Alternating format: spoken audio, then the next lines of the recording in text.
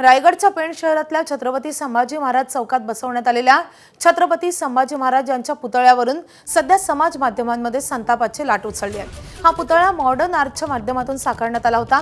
मात्र हा पुतळा छत्रपती संभाजीराजे यांच्या प्रतिकृतीला साजेसा नसल्याचा सोशल मीडियावर आक्षेप घेण्यात आलाय। शिवभक्तांच्या संतापानंतर अखेर हा पुतळा हटवण्यात आलाय। नगराध्यक्ष प्रीतम पाटील यांनी देखील याबाबत आपली दिलगिरी व्यक्त केली आहे। रायगड जिल्ह्यातल्या पेण शहरामध्ये छत्रपती संभाजी महाराज चौकात जो मॉडर्न आर्टच्या माध्यमातून उभारण्यात आलेला छत्रपती संभाजी महाराजांचा पुतळा आहे, त्यावरून सध्या वाद निर्माण झालाय। मी आहे सध्या पेण शहरामध्ये आणि हेच ते छत्रपती संभाजी महाराज चौक आहे आणि याच चौथड्यावर आहे तो छत्रपती संभाजी महाराजांचा जो आपण बघितला तर मॉडर्न आर्टच्या माध्यमातून तयार करण्यात आलेला पुतळा आहे, तो बसवण्यात आला होता आणि याचं नुकतंच काही दिवसांपूर्वी हे आहे ते अनावरण देखील झालं होतं। मात्र या पुतळ्यावरून सध्या समाज माध्यमांमध्ये मोठी तीव्र संतापाची लाट आहे ती निर्माण झालेली आहे। कारण छत्रपती संभाजी महाराजांचा जर आपण इतिहास बघितला तर छत्रपती संभाजी महाराजांनी केलेल्या लढाया आणि त्यांचं जे बलाढ्य शरीर आहे आणि त्या संदर्भात आपण बघितलं तर या मॉडर्न आर्टच्या माध्यमातून जो दाखवण्यात आलेली जी प्रतिकृती होती ती छत्रपती संभाजी महाराजांना साजेशी नसल्यामुळे आपण बघितलं तर समाज माध्यमातून आणि सोशल मीडियावर तीव्र संताप आहे तो निर्माण झाला होता। यानंतर हा जो पुतळा आहे तो रात्री आपण बघितला तर पहाटे 3 वाजता आहे सकाळी तो हटवण्यात आलेला आहे। कारण या संदर्भात अनेक माध्यमातून आहे ती संतापाची भावना निर्माण झालेली आहे आणि त्यामुळे आपण बघितलं तर पेण नगरपालिका प्रशासन असेल यांनी हा त्वरित पुतळा आहे तो हटवलेला आहे। शिवाय या संदर्भात पेण नगरपालिकेच्या नगराध्यक्ष असतील किंवा प्रशासन असेल यांनी दिलगिरी देखील व्यक्त केलेली बघायला मिळते। गणेश मापरळकर, एबीपी माझा, रायगड।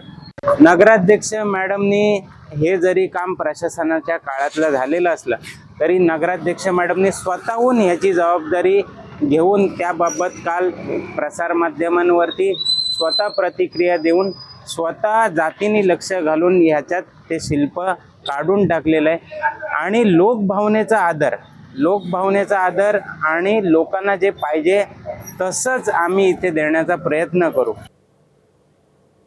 दरम्यान मॉडर्न प्रतिकृती चुकीच्या माध्यमातून तयार करण्यात आल्याचं समोर आल्यानंतर सोशल मीडियावर पहिला व्हिडिओ वैभवी म्हात्रे यांनी टाकलेला होता।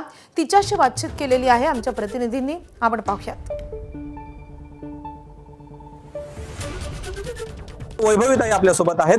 ताई, काय सांगाल, कशा पद्धतीने ही तुम्हाला सगळी आयडिया सुचली किंवा हा संपूर्ण प्रकार तुम्हाला न आवडल्यामुळे तुम्ही समाज माध्यमांमध्ये किंवा सोशल मीडियावर हा सगळा संपूर्ण प्रकार सगळ्यांच्या समोर आणला? खरं तर सुरुवातीला जेव्हा याचं अनावरण झालं त्यानंतर जसं जसं ह्या पुतळ्याचे जे काही फोटोज आहेत ते व्हायरल झाले त्यानंतर मी प्रत्यक्ष येऊन इथे व्हिडिओ काढला आणि पुतळा बघितला तर खरं तर अक्षरशः माझ्या डोळ्यात पाणी आलं। त्या व्हिडिओमध्ये तुम्ही पाहू शकता, कारण की आपल्या महाराजांना, आपल्या छत्रपतींना आपण या रूपात कधीच बघणं आपल्याला एक्सपेक्टेड नव्हतं खरं तर।